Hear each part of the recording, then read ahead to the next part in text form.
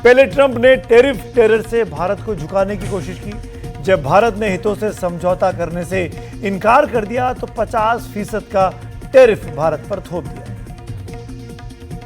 लेकिन जब भारत, रूस और चीन साथ आते दिखे तो ट्रंप ने आज एक मैसेज पोस्ट किया और कहा कि अमेरिका ने भारत और रूस को काले और खतरनाक चीन के हाथों खो दिया है। लेकिन बात सिर्फ इतनी सी नहीं है। जो ट्रंप 2 दिन पहले तक खुद को शांति के नोबेल का हकदार बता रहे थे, वो अब हथियार बेचने की तैयारी कर रहे हैं।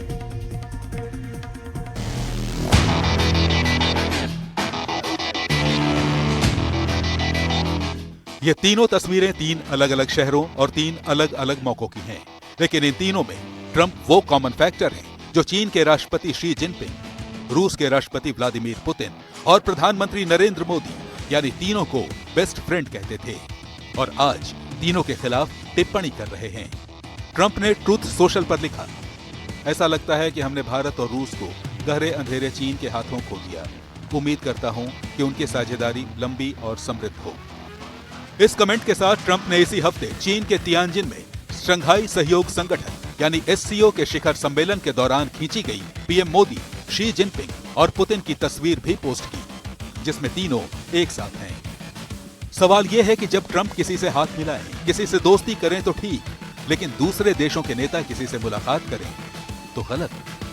सवाल यह भी है कि क्या संप्रभु देश अपनी विदेश नीति ट्रंप की पसंद और नापसंद के हिसाब से तय करेंगे? वैसे भी जो साझेदारी ट्रंप को एंटी अमेरिका गोलबंदी लग रही है, उसका जिम्मेदार कौन है? टैरिफ टेरर से दुनिया की आर्थिक और राजनीतिक धुरी को हिलाने की कोशिश किसने की?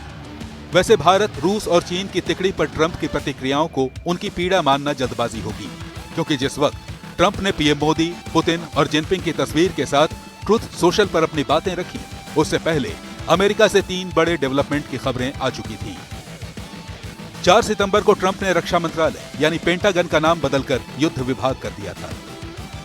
दूसरी खबर ये कि वो सोवियत संघ के साथ 1987 में हुई संधि को खत्म करने की तैयारी में है। और तीसरी ये कि संधि खत्म कर ट्रंप अपने खतरनाक हथियार रीपर ड्रोन अब दूसरे देशों को बेचने वाले हैं। इसके जरिए ट्रंप रीपर ड्रोन्स सऊदी अरब को बेच सकेंगे।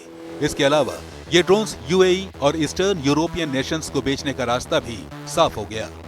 अगर ऐसा हुआ तो ग्लोबल बैलेंस के लिए खतरा और बढ़ जाएगा।